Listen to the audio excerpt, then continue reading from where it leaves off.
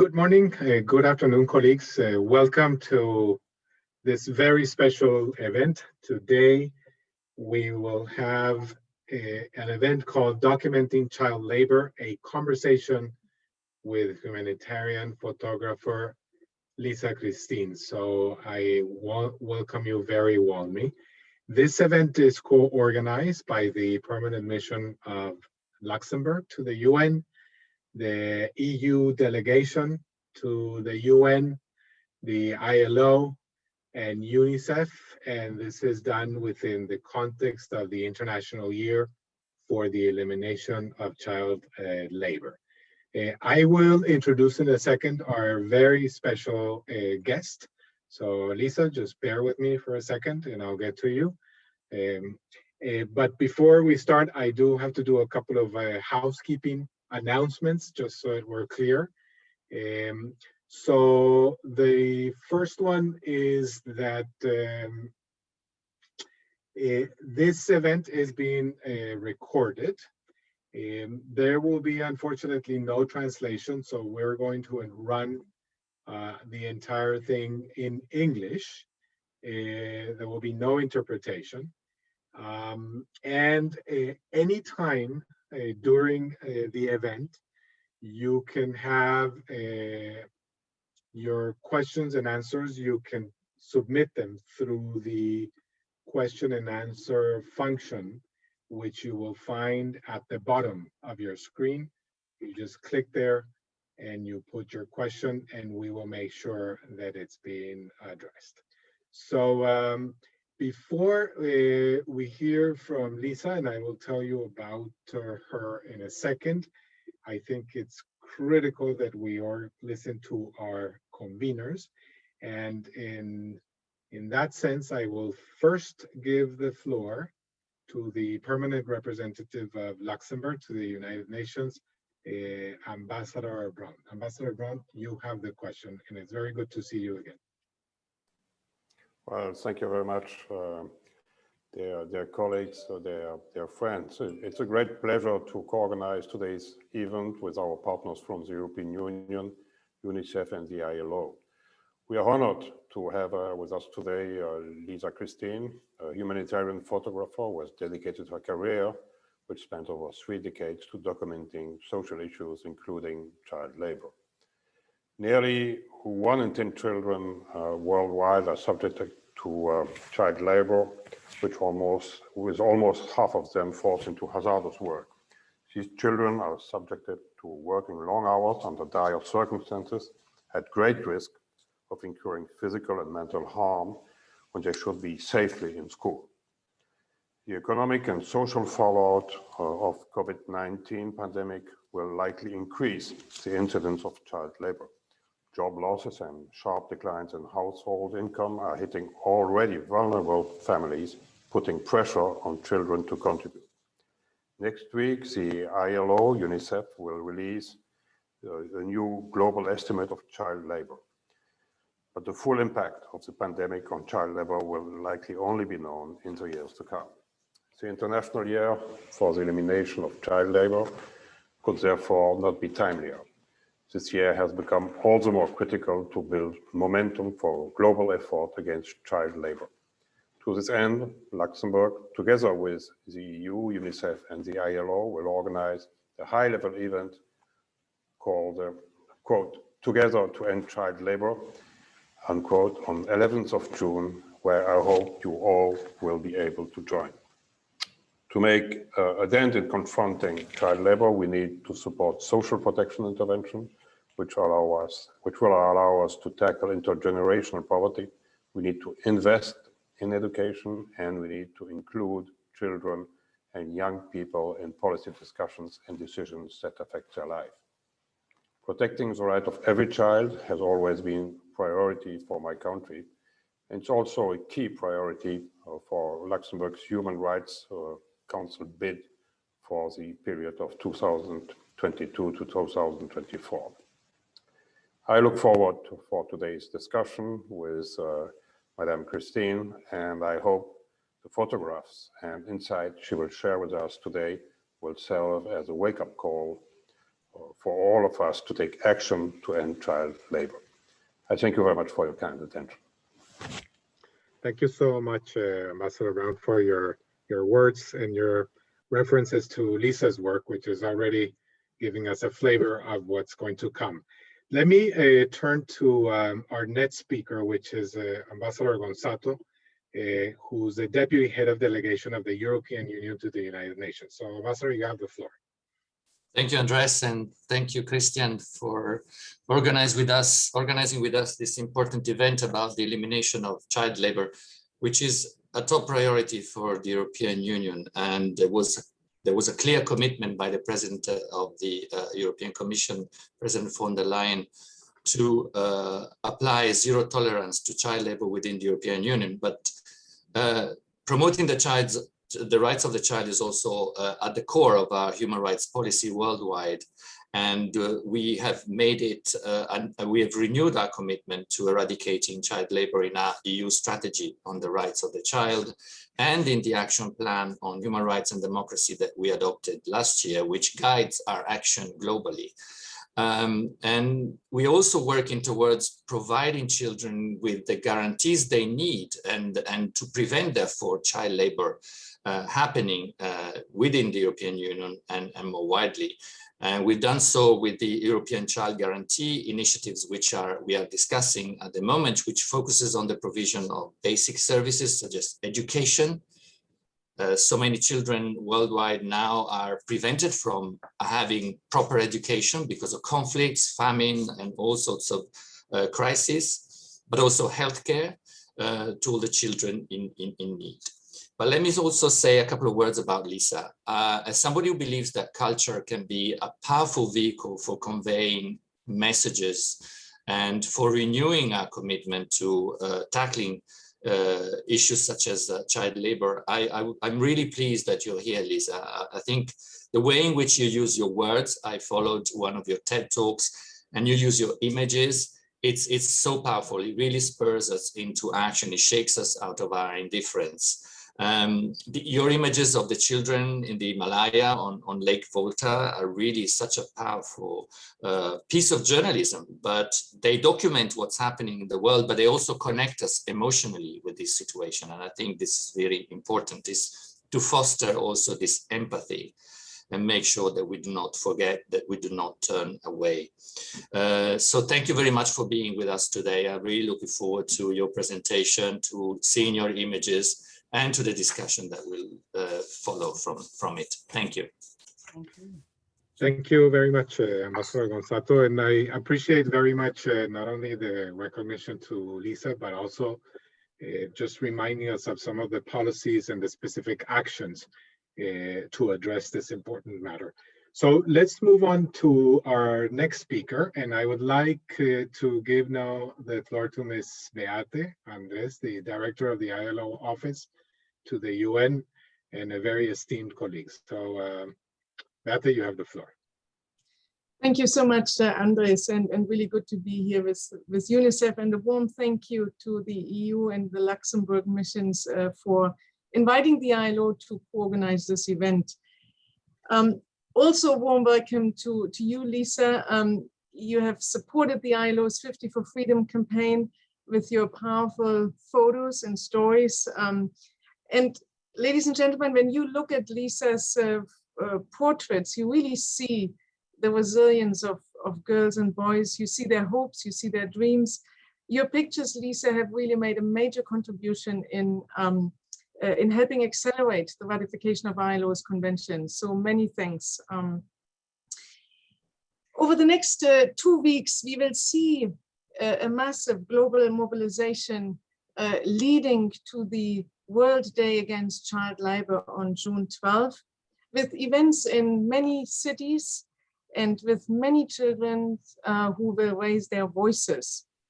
And the aim is really to solicit concrete commitments from governments, but also from businesses, from trade unions, civil society, from every organization that can make a difference in the elimination of child labor. And this campaign will also pave the ground for the 5th Global Conference, which will take place in 2022. So it is really a great pleasure to be here at this first awareness raising event in New York. Now, this kind of action is really urgently needed because the COVID pandemic has left a deep scar in many children's lives. Millions of women and men have lost their jobs. People in the informal economy without social protection have been hit hardest. And this is exactly where you will see child labor rise again. In rural areas, at the lower end of supply chains, and in private homes. In 2017, 4 years ago, we have already sounded the alarm bells because according to our estimates published back then, we had still seen 152 million of boys and girls in child labor.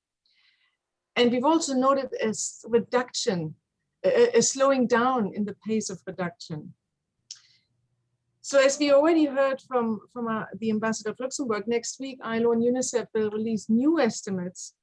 And unfortunately, we should all prepare to face our own failure to accept that millions of children are still in child labor and that the target of the SDG agenda to eliminate child labor by 2025 is getting further out of our reach. But let me close on a hopeful note, ladies and gentlemen. We know by now what kind of policies work to eradicate child labor. Strong social protection, so that vulnerable families have a safety net in the event of crisis. Free quality education, responsible business conduct, and law enforcement. So today, and in this International Year for the Elimination of Child Labour, we call on all governments to step up and to renew their commitments to end child labour by ratifying international conventions, by prioritizing children in their national budgets so that they can go to school and receive the social services they need, by creating a level playing field for businesses everywhere, and by promoting decent work for their parents. Thank you so much, and over to you, Andres. Thank you so much, Beate. I think you have made a very good diagnosis of where we are and the things that need to be done through very firm policies from a number of stakeholders, of course, including the governments. So, Lisa, I'm going to turn over to you, but before giving you the floor, I would prefer if we do it a little informal so that you and I can talk a little bit. You will make a presentation, especially with all that publicity that you got just now saying that you're an incredible talker, and I think we've seen it. I feel that the expectation is that you make that presentation. But then I think we should talk a little bit and go deeper into some questions that I'm sure you will trigger from our audience and from myself. I have seen your bio like many others, and I would never even dare to summarize it here. But one thing that did capture my attention is that in your bio, the word passion is in many places, and the word emotion is in many places. And when I was reading what many very high-level people have said about you, these two words come frequently. So there's a lot of international recognition, but I think there is a lot of feeling in the way that the world views your contribution. So we look forward to listening to you. In UNICEF, we always say that one of the important things to address this issue is to make the children visible, to give voice to those that do not have a voice. And I think that some of your photographs managed to do both. And so I just want to add my recognition to your work. So Lisa, we are all ears and eyes, so over to you.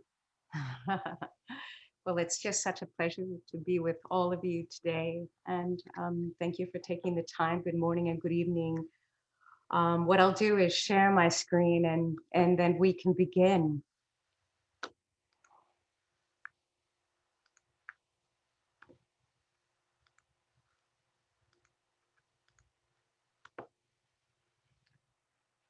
I'm going to begin at the beginning as a child for myself and let you know that when I was a little one, my beginnings were not very easy. And I remember sitting at the foot of my mother's bookshelf, and she had all these National Geographics and big anthropology books. And I remember seeing people that were so covered in mud and feather and plants that they resembled the earth itself. And I was enamored by this. I remember thinking, I think from my childlike perspective, that they were unshakable, rather unlike myself. And I actually marched out into the middle of the street and I declared as a little young person that when I'm old enough, I'm gonna go out into the world and meet these people to learn what it is that they have so I could bring it in my own life. Now, fast forward, I have been documenting humanity around the world in more than 150 countries on 6 continents. And the overall umbrella is really intended to inspire unity and dignity and respect. So that some years later, I was invited to the Vancouver Peace Summit with His Holiness the Dalai Lama and other Nobel laureates. And that was when I first learned about forced labor and child labor. Now, I'd known that there was some forced labor, but not to the grave extent that existed.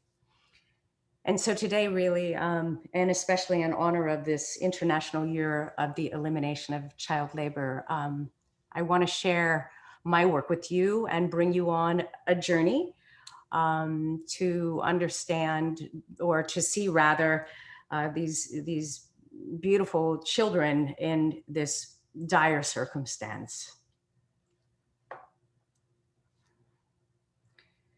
I was first introduced to forced labor in the brick kilns of India and Nepal, where certainly men and women were carrying bricks and stacking them on their heads, but also children. And you have to understand that these bricks each weigh like 3 or 4 pounds, or certainly more than 1.5 kilos each. They stack up to 18 at a time. Young people covered in this intense blanket of dust, walking monotonously to trucks nearby, where they will then unload them, but then return to the kiln again to practice the same thing. Brick kilns are very involved. There's different strata of forced labors within them. The temperatures were extremely high. In fact, the folks that brought me in, my translators, guardians, and people working undercover to get me in for these very small segments of like 10 or 15 minutes wherein I could work, they were actually fainting and vomiting because of the severity of the heat. And my camera became actually too hot to touch. It ceased working altogether, and I would have to, jog back to the cruiser, have them turn on the ignition so that I could place my camera under the air conditioning to cool it so it would begin functioning again. And yet these people and these young people all working in the kilns for endless hours every day. I mean, look at the dire stack of those bricks. Little girls and boys. And of course, because the adults were forced to work the entire time, the ones that were too young to stack bricks, unlike this boy, but more like these kids, they're sort of left on their own to their own devices.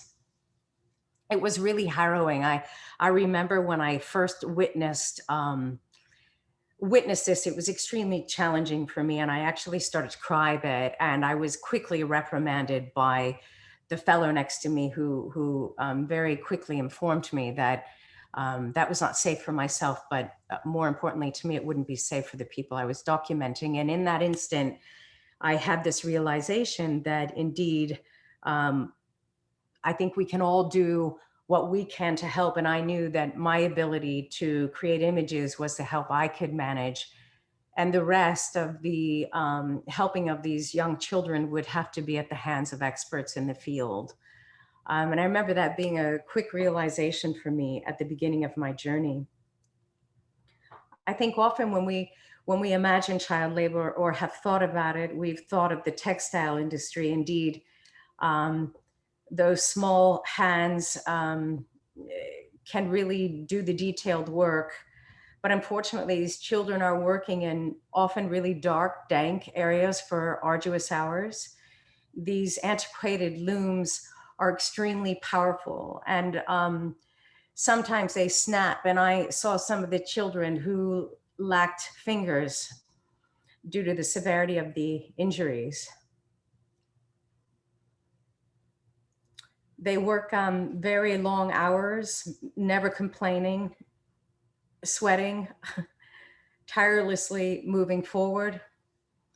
The industry, of course, is larger than that of carpets. It includes all textiles. And this image is very representative to me because it has to do with the silk dyeing, the dyeing qualities of textiles. And here we see a family portrait, the black hands being the father's and the red and the blue being his sons. Now they all take these enormous raw looms of silk and they submerge the silk as well as part of their body up to their elbows into these enormous vats of dye. But of course, in forced labor, there are not articulated measures and there are hazardous materials and often toxins in the dye. Now they realized that they were forced to work and that in fact, they weren't going to be paid a decent sum of money, let alone the children. But they knew that they had a craft. And I remember through the translator that I learned that that they hoped in the future that they could make more of an admirable way of living with this, craft that they had been taught. In the Himalayas, I witnessed young people carrying stone that actually weighs more than their body weight. Now you can imagine there's several kids, sometimes adults, that hoist these stones up on the kids' backs, and they're sort of hoisted by these sticks and ropes that drop down from the crown of their head. Here we can see these two brothers that are actually wearing clothing for school, and yet, of course, they're not in school. They're extremely dirty, and they are holding hands in order to balance each other as they go down the treacherous path of the Himalayan range to trucks below. And of course, when I think of child labor and forced labor in general, I think about how we all participate knowingly, but mostly unknowingly, by what we buy, right? By what we consume. And when I see this stone, I think, oh, is that the stone like I have in my bathroom or my kitchen? The stone is incredibly heavy. The children develop neck issues and back issues at a young age. Little girls as well that are forced to endure. And you can just see the weight of both physical weight, but also emotional weight on these kids.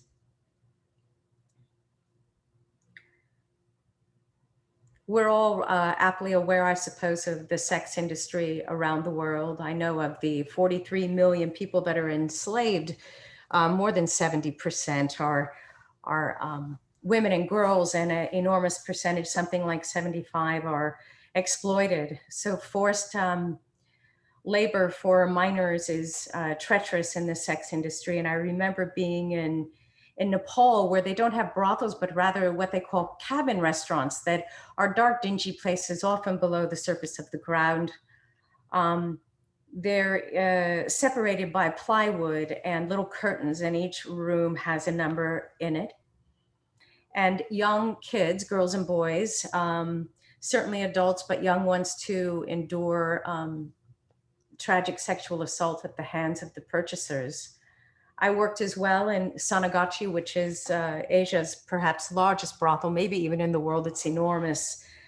And a young man who actually was raised in that area and shall forever remain anonymous brought me in. He was 20 paces ahead of me into this brothel area, and we would sweep into these areas where I would have a chance to get to know the young people that were forced to work. And once we developed some trust, I made these portraits.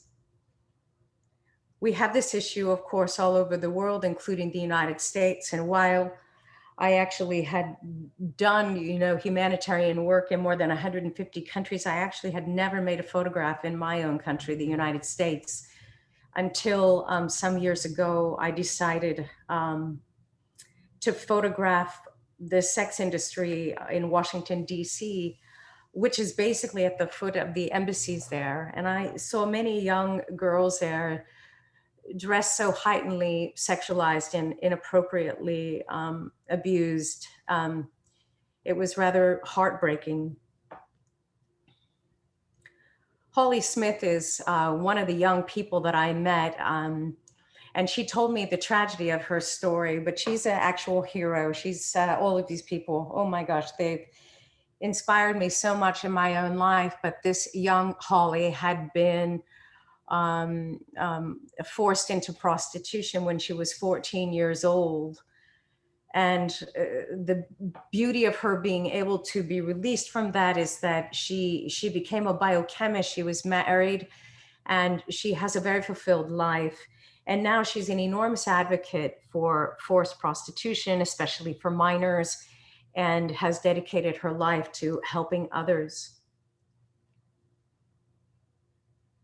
On Lake Volta, tens of thousands of children are forced to work on this enormous body of water. I remember arriving there to kind of get a lay of the land, to see what was going on. And this is a site I saw, which I assumed to be a family out fishing for their own means and their own family. And I was quickly informed that, in fact, no, these kids were all forced to work, and the older ones as well. The older ones, though still young, have been under the hand of the laborer for a longer period of time and are said to manage these young kids.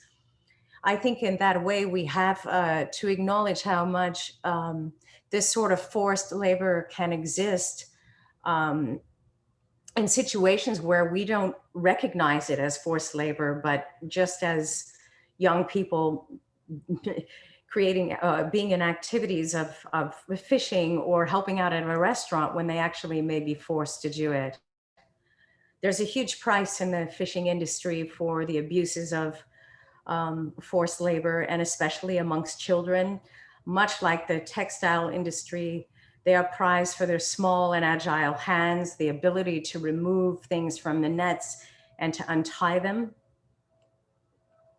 I remember I met these kids at 5 in the morning. However, they'd been working since 1 a.m., pulling in these enormous nets from the lake.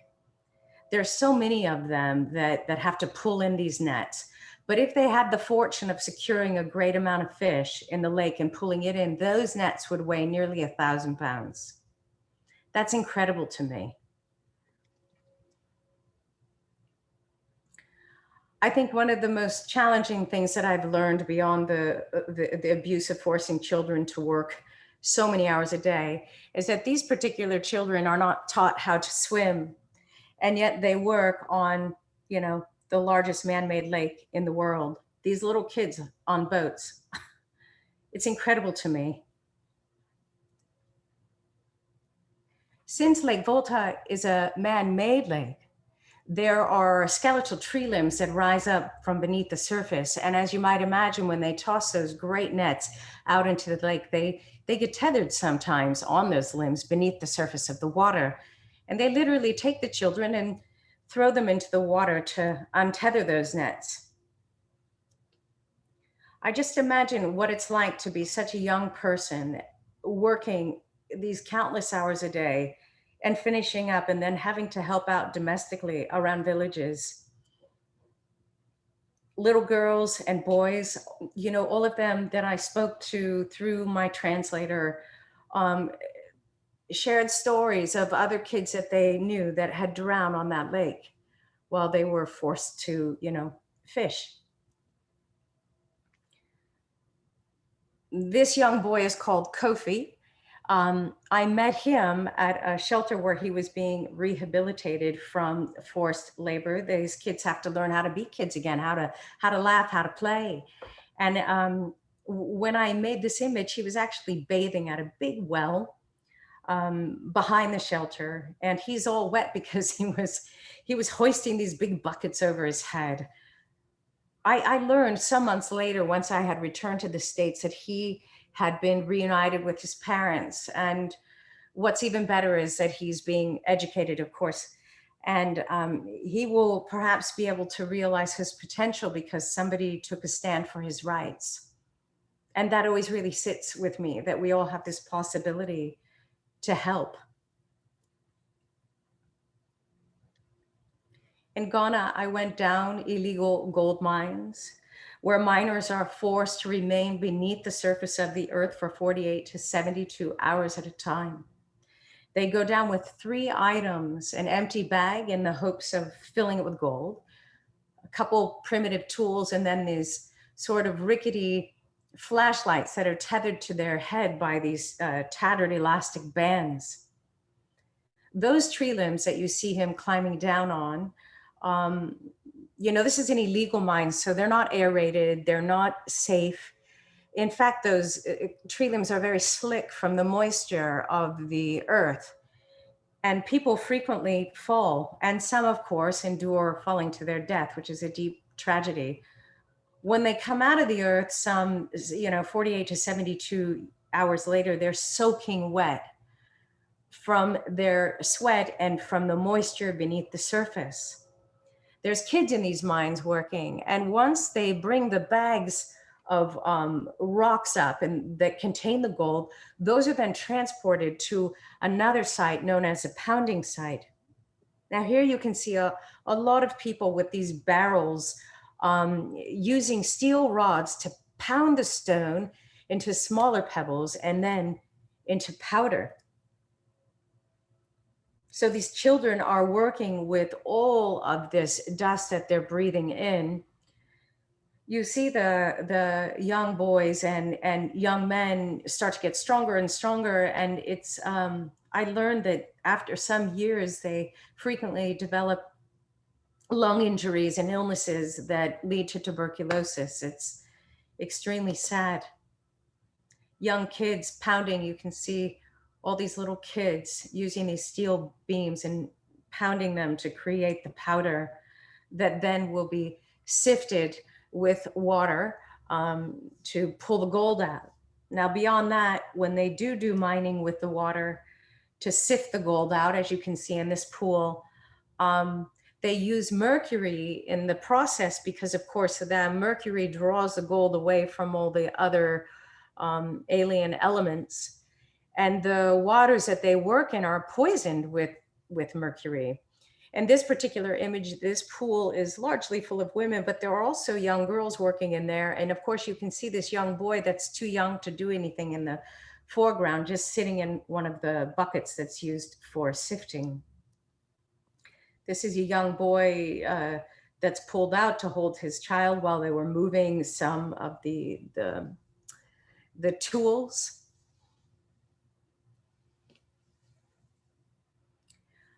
So as you all may know, I really want to shine a light, especially this year, on the abuse of children and child labor.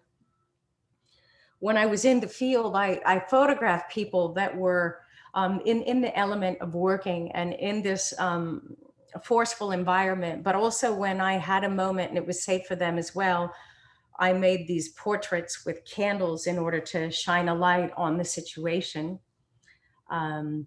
This body of work has meant so much to me because, of course, it's, I never, there's so many different types of the ailments of the world that I've been asked to work in. And for some reason, when I learned about what would fall under goal 8.7 for the UN Sustainability Act, it was really this work of exploitation through slavery and forced labor that somehow swept me out of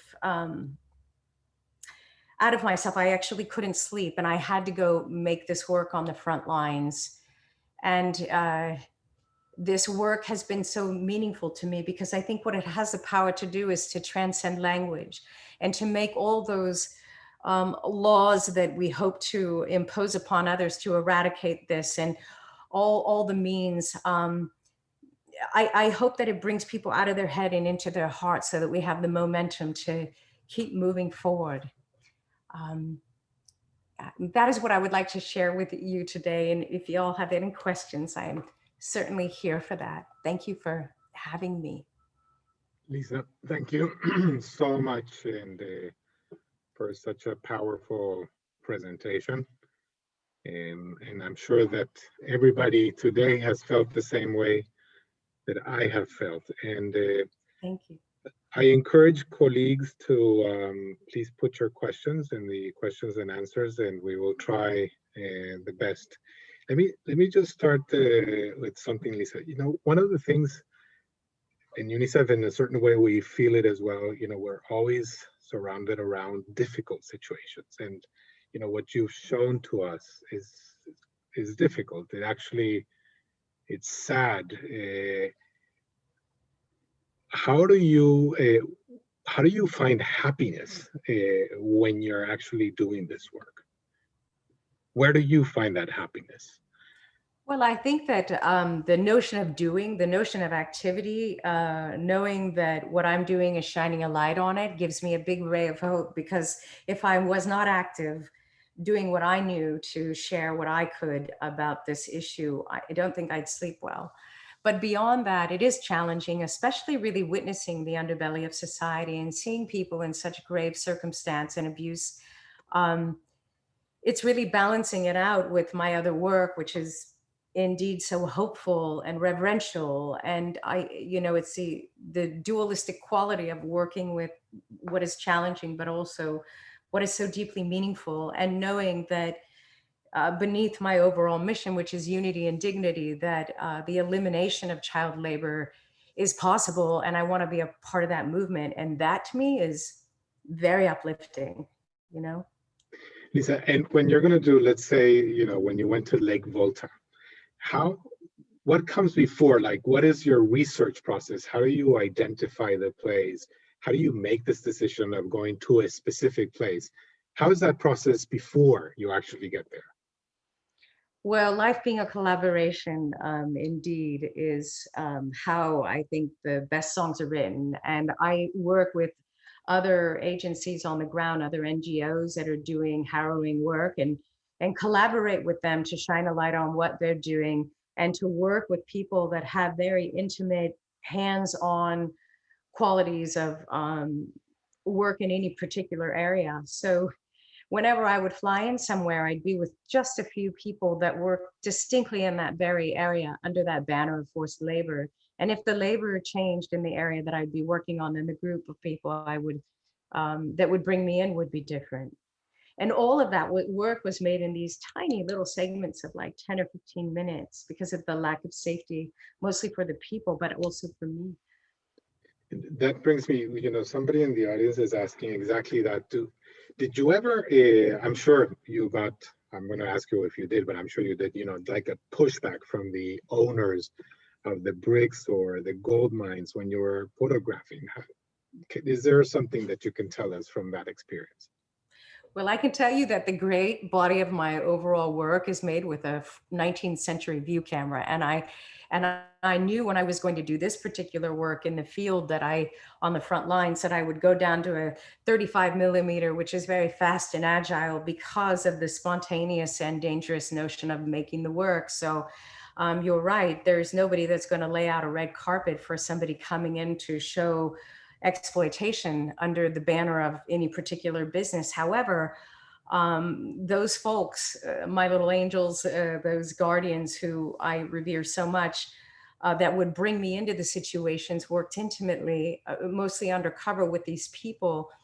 And they were my conduit, my introduction to making the images.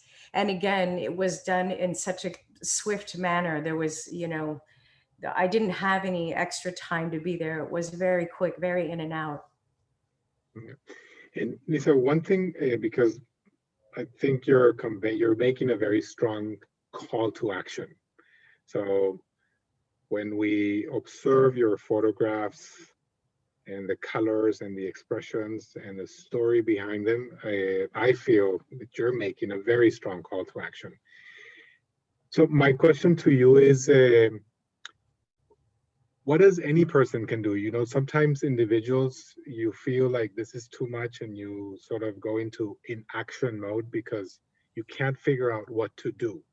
What would you advise any individual in terms of that call to action? What can he or she do? Well, I think the beauty of life is that we can all do something. All of us. Me as a photographer can shine a light on the situation.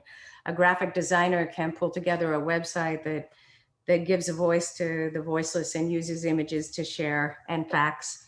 We can call upon our governments to press the eradication of child labor. There is the most power, I think, that we have as a consumer, and what we choose to eat, what we choose to buy, fair trade, being more aware of where things are coming from and what the supply chain looks like, and if it includes vulnerable young people.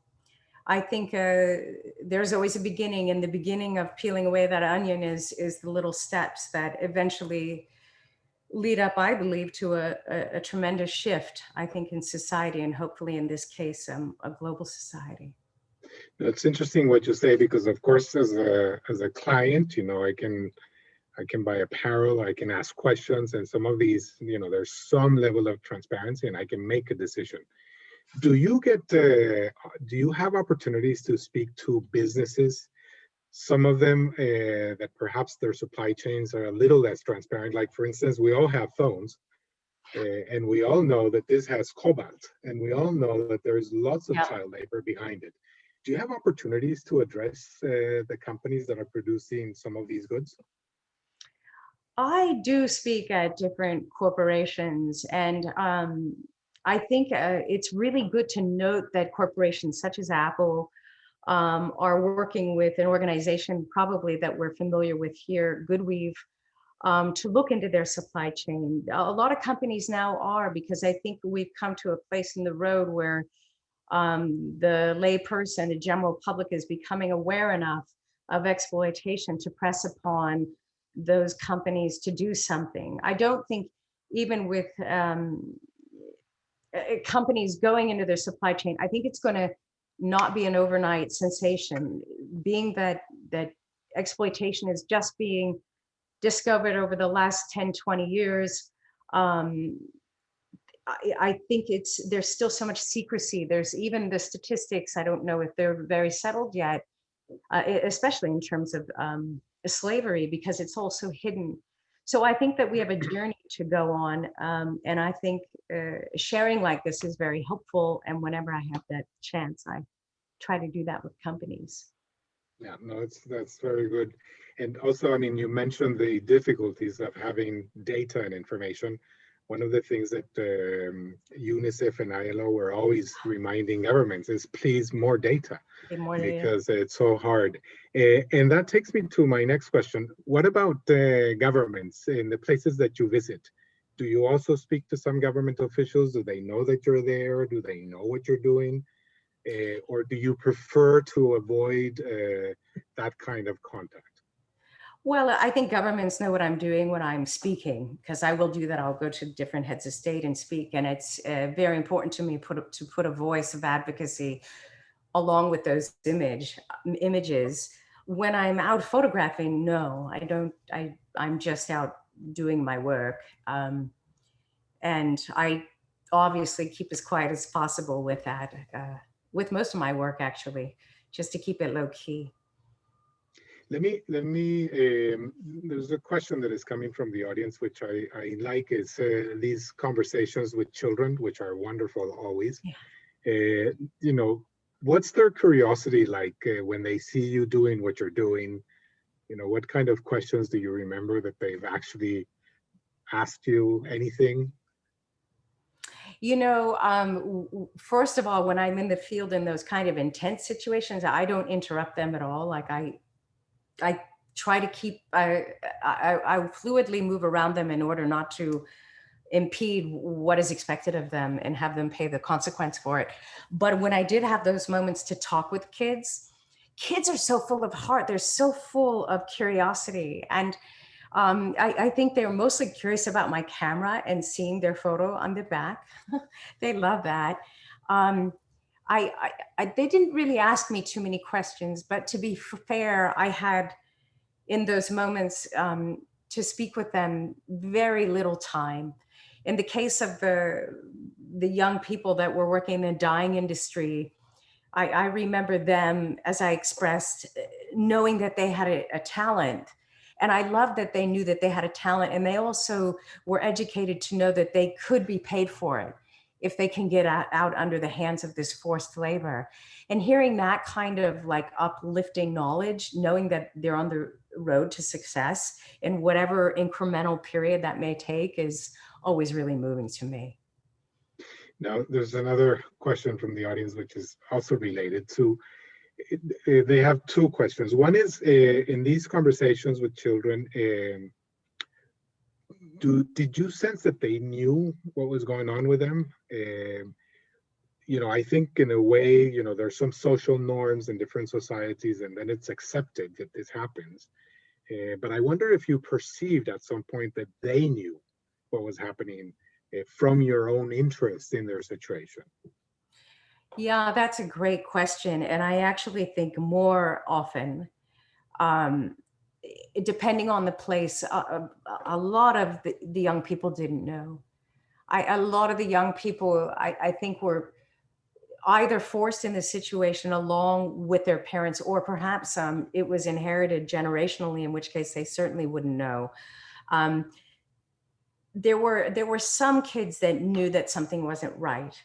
But I think kids are so in the moment and so coping, like there's just such amazing, that resilience of the human heart, and to embrace what is and to move forward. I think kids have that very powerfully. There were a few situations like with the gold where there were young people who knew they were being exploited. It was pretty clear to me, and they were exhausted. And there was a few other examples where the folks that were working undercover with them to educate them undercover and to allow them to get to know their rights, you could see that there was an arc of their understanding. But most often, honestly, I felt like the kids didn't really know. They were more doing than being aware, as perhaps they couldn't be, of what's happening. No, thanks for that, Lisa. Did you, you know, when you're in the field with children, one of the things that I've seen is that when you show them their pictures, I mean, I've done that myself, they're always fascinated with the pictures. Have you shown some of those pictures to them, like at the moment or afterwards? And what's their reaction? Oh, they love it. That's all giggles. That's all good stuff. That's all warmth and joy and laughter and a break from the heavy burden that lies on them out of that moment, you know? That's just the greatest thing. Now, one question, Lisa. So let's say you go to a place like the one you've shown. I'm sure, I'm not a photographer myself, but I know that photographers take many, many, many, many pictures, many of them. How do you select? Like you know, you have this, you know, I'm sure hundreds of them. What is your own process? What are you looking for? How do you say this one is the one that I'm going to put in this presentation today? Oh, I look for the images that directly, viscerally speak to me the loudest, that touch in my gut and they touch in my heart and they make my hair rise on my arms. And I know very immediately that that image and the person in it has a story that will translate visually to somebody's heart and soul. I know that. And that's how I select the images. Fantastic. And one thing that I'm getting from the audience is there's a lot of curiosity about if there is a big project in your mind right now that you're working on or that you're thinking of. Oh my goodness, I have a few projects. So, you know, the longest I've been on the ground is a month in 3 decades. And now with COVID, it's been a bit of time, but I'm waiting for some countries to open up. So I'm in negotiations and planning with a few museums around the world to bring the exhibition out to raise more awareness. One very exciting project I'm working on is a curriculum on slavery and forced labor, including child labor, that will most certainly be a part of the exhibition, but also we're testing it out with some schools here in the United States. Photographically, I'm hoping to be going down to Mexico sometime in the next year or so to do some work that I had planned there. I had a few things that were placed on hold. And also to head to Mongolia to do my other work. However, I've just gotten news this morning that while they'll allow people in, there's still a quarantine measure, even for those of us that are vaccinated. And because I am not only a photographer, but also a partner and mother of 3, I don't want to have too much time quarantining in another country and miss the intimacy with my kids. So all in good time, but I will jump off eagerly when the right moment awaits. Good. No, that sounds like quite exciting. And I'm curious about this. Do you talk to your kids about what you see happens to other kids? You know, what are those conversations at home like? Oh yeah, we do talk about exploitation, and 2 of my kids are involved in helping in their community for young people to understand what exploitation is and how it can happen. But no, they know about slavery. And in fact, years ago, when I was preparing for my TED talk, my son would listen to me, and then I'd see him walking around stacking Legos on his head as though they were bricks in the kiln, you know, like just how kids take things in. And he would say, "That's not right. That's not right, Mommy." I mean, that's the beauty of children, right? Because they're the fire keepers for the next generation. And the more they know and the more active they are in securing the world and demanding it be a good one, I think the better we'll be in the future. Yeah. Have you had any member from your family be with you when you're taking these photographs? No. You've done it by yourself. Do you share Yeah. with them when you come back? I'm curious about, do you show them what you Yeah, did? I show them the work once I have some room from it and I have an understanding of how it's landing with me emotionally, because I certainly don't want my children to be afraid for me when I'm out there. And the work is obviously dangerous. There's been precarious and dangerous situations that I don't think are very make kids feel too good. So I'm pretty you know, careful about what I share, but also really honest about what's happening in the world and how we have to be heightenedly aware, especially as young people. And this brings me to a question that we're getting from the audience: is yourself feeling unsafe? You said there were a couple of occasions where you felt like that. Can you give us an example of one of those? Oh yeah.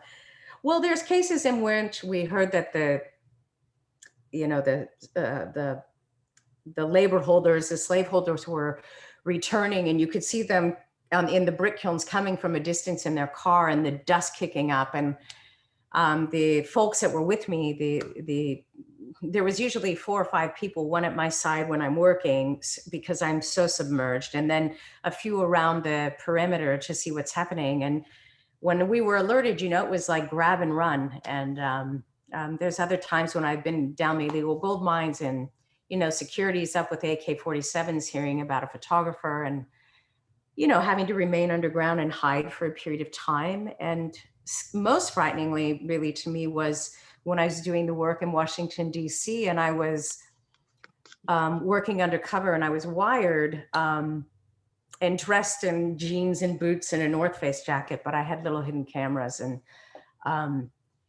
walking on the ground to see what was occurring within this horrible sex trafficking ring. And at one point, you know, 6 traffickers came across this very crowded street, crowded with buyers, at 5 in the morning. And they all surrounded me and in what is known as a pimp circle. And I was petrified. They were grabbing me and it was petrifying. I didn't know if I'd make it out, most certainly. And they're so harsh. I thought they're just going to kill me. And I was less worried of them grabbing me and more so of them finding the wires on my, that was under my jackets. And fortunately, the woman that I was with who had previously been a sex slave was able to get us out of the situation, which was harrowing and petrifying. And yeah, I really suffered after that for a time. And I was really shaken and scared. And to know that they're so organized and so powerful, and to know that there's police around who do nothing and a crowded street full of buyers that do nothing, that was scary to me. Wow, that's quite a story, and I'm sure you have many of those. And let me ask you a question more on the substance. We talk a lot in UNICEF about addressing the root causes to be able to eliminate child labor. Does this resonate with you, like addressing the root causes? Is it something that you find it resonates when you see these very extreme situations?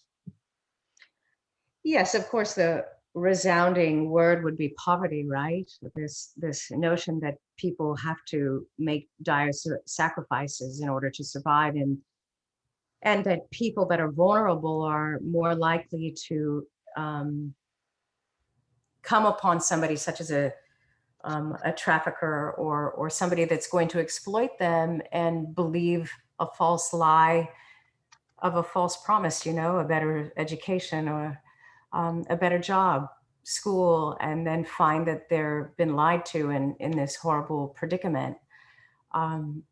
Poverty to me feels very dire in all of this, as I'm sure it does to all of you. And now that COVID has existed with more and more closing of schools and the people being on the move, all of these things, I think it makes children much more vulnerable to forced labor. And yeah, absolutely. Actually, some of our colleagues before you, they were, Beate was saying how COVID has actually pushed the numbers up again. We don't know how much, but I'm pretty sure that the numbers, if we had the right data, would show that these numbers are going up.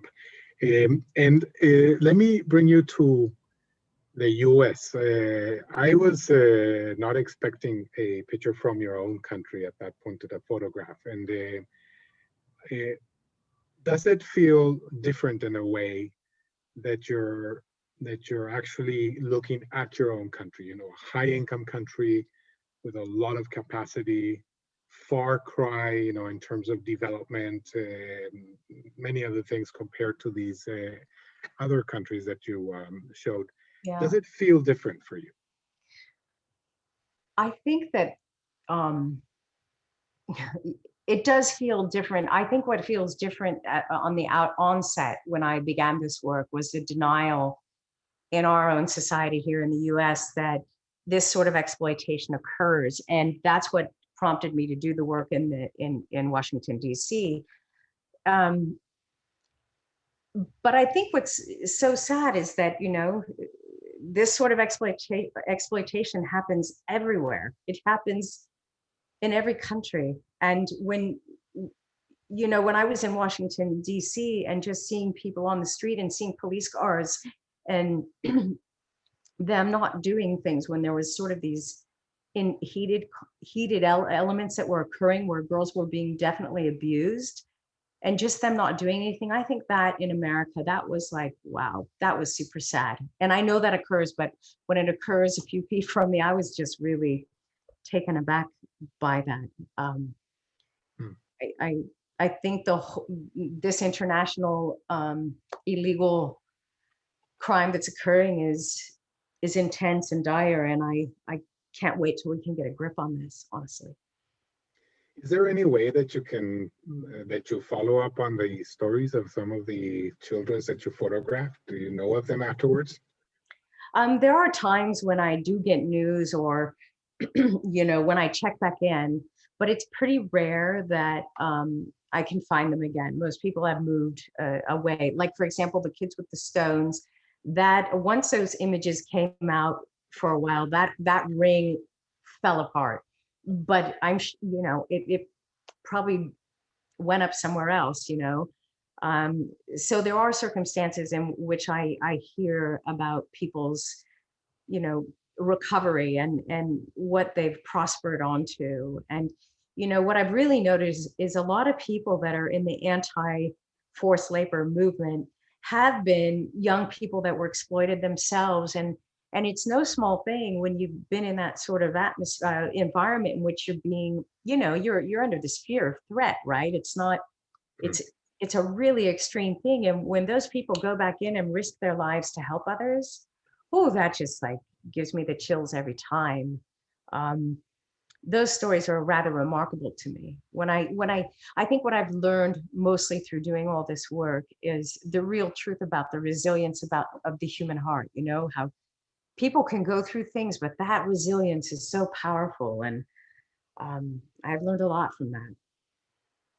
Thanks, Lisa. We're going to start wrapping up, and what I want to do to close our conversation is, if you can, two things. One, is there something I didn't ask you that you're saying, Andres, you should have asked me this, and I wanted to answer that question that you want to share?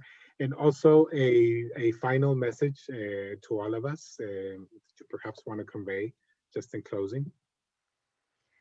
Oh, well, I don't really have anything else to say regarding an unanswered question, but I will say that I'm just so moved that this year is a year of the elimination of child labor, and that all of you are so much a part of this movement and doing such tremendous, amazing work is really meaningful to me. And it's an honor to be a part of it, and it's so meaningful to me. So thank you all for sharing part of your time with me and allowing me to share my work with you, really. Lisa, so I just, on behalf of the organizers, I just really want to thank you, not only for the amazing work that you do, but also for sharing with us in such powerful and compelling way. And I can tell you, you've touched me, and I'm sure that you've touched many others with your testimony today. And you just give us so much more strength to continue to dream and to make a reality a world free of child labor. I think I have a couple of announcements. One is that I think the organizers want a picture, I understand, from Julie. So of course you don't need to take this one, Lisa. So you're off the hook on this one. So we'll do that in a second. And then also to colleagues, just to tell you that this is one of several events that we're organizing in the context of the International Year for the Elimination of Child Labor. And there is one more that the Ambassador of Luxembourg announced, and I just want to remind you, the next one is on June 11 at 9 a.m. All right. Together to End Child Labor. So this one, of course, has the same conveners of today, the ILO, the EU, Luxembourg, and UNICEF. And on that one, we will have the President of the General Assembly, the Deputy Secretary General, and we will have the Nobel Peace Prize laureate, Kailash Satyarthi. So I hope that, Lisa, you will be also ready to be with us that day. Oh, I would love that. And I thank you to all for your attention. And we will now proceed to the picture and to finish our session in that way.